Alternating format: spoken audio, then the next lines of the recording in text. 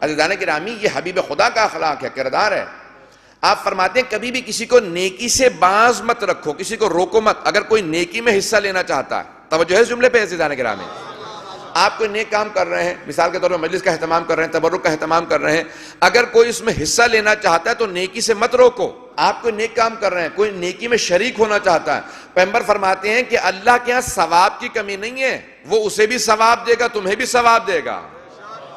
کسی کو نیکی سے محروم مت رکھو، کیونکہ جو نیکی میں حصہ لے گا اسے بھی نیکی کا ثواب ملے گا۔ پیغمبر اپنے ہی گھر کی دیوار کو چن رہے ہیں، دیوار گر گئی تھی اس کو چن رہے تھے، اینٹیں پرانے زمانے میں گارے کی اینٹیں ہوتی تھی، اینٹیں رکھتے جاتے تھے، گارا لگا رہے تھے خود ہی اپنے ہاتھوں سے۔ ایک مسلمان نوجوان گزر رہا تھا، اس نے کہا یا رسول اللہ اگر آپ اجازت دیں میں اس دیوار کے بنانے میں آپ کی مدد کر سکتا ہوں؟ پیغمبر اسلام نے کہا کہ آ جاؤ، اگر چاہتے ہو حصہ لو نیکی کے اندر۔ اب دیکھیں حبیب خدا روک نہیں رہے، میں جس بات کی طرف اشارہ کرنا چاہ رہا ہوں، عزیزان گرامی ختمی مرتبہ تو روکتے نہیں ہے کہ نہیں تم حصہ نہیں لے سکتے، کہ نہیں حصہ لو۔ اس نے فوراً حصہ لینا شروع کیا، دیواریں وہ اینٹیں رکھتا جاتا تھا، پیغمبر گارا لگاتے تھے، دیوار کو چن دیا۔ جیسی دیوار مکمل ہوئی حبیب خدا نے فوراً فرمایا کہ اب تم مجھ سے کچھ مانگو میں تمہیں عطا کرنا چاہتا ہوں۔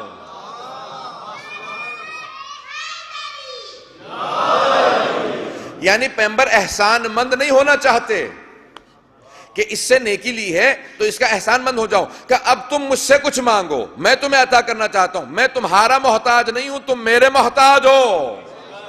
تو فوراً سبق بھی دے رہے ہیں، ایمان کا درس بھی دے رہے ہیں۔ اس نے کہا یا رسول اللہ اگر ہو سکے تو مجھے شہادت کی ضمانت دے دیں۔ پیغمبر نے ہاتھوں کو بلند کیا کہ پروردگارہ اسے شہادت عنایت فرما۔ اب اگلے ہی غزوے میں وہ نوجوان آگے گیا اور شہید ہوا۔ پیغمبر نے کہا دیکھو اس نے سبق سیکھ لیا تھا، کیونکہ میں شہادت کا مقام سمجھا چکا تھا۔ اس نے سیکھ لیا تھا کہ حبیب خدا اگر آپ مجھے بدلہ دینا چاہتے ہیں تو شہادت کا درجہ عنایت کروا دیجئے۔ پیغمبر نے محروم بھی نہیں رکھا اور اس کو عطا بھی کیا۔ ایک اور مقام پہ ایک اور صحابی گزر رہے تھے، پیغمبر کوئی کام کر رہے تھے، کہا کہ یا رسول خدا مدد کر سکتا ہوں؟ کہا آئیے۔ کہا کیا چاہتے ہیں اس کے بدلے میں؟ کہا یا رسول خدا جنت کی ضمانت دے دیں۔ کہا جنت کی ضمانت دی، لیکن دونوں میں فرق ہے۔ ان کو رسول خدا نے کہا میں دعا کرتا ہوں تم جنت میں جاؤ گے۔ ایک فرق ہے، وہ جنت مانگ رہے ہیں لیکن جنت تک پہنچنے میں نہ جانے کتنے مراحل آئیں گے، سختیاں آ سکتی ہیں، بیماریاں آ سکتی ہیں، پریشانیاں آ سکتی ہیں، قبر میں نہ جانے کیا کچھ ہو سکتا ہے، لیکن آخر میں جنت میں جائیں گے۔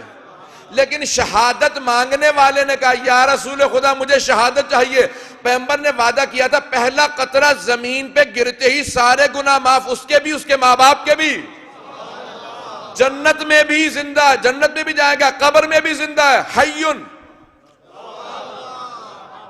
عند ربہم یرزقون، احیاء ہے، زندہ ہے اور قبر میں رزق بھی پاتا ہے۔ اب جنت تک پہنچنے کے دیکھیں دونوں کا نتیجہ، شہادت کا نتیجہ بھی جنت اور دوسرے کی دعا کا نتیجہ بھی جنت، لیکن اس کے نتیجے میں نتیجہ یہ ہے کہ جنت میں جانے کے لیے اس کے لیے نہ جانے کیا مراحل ہوں، لیکن شہید کے لیے پہلا قطرہ گرتے ہی جنت شروع ہو جاتی ہے۔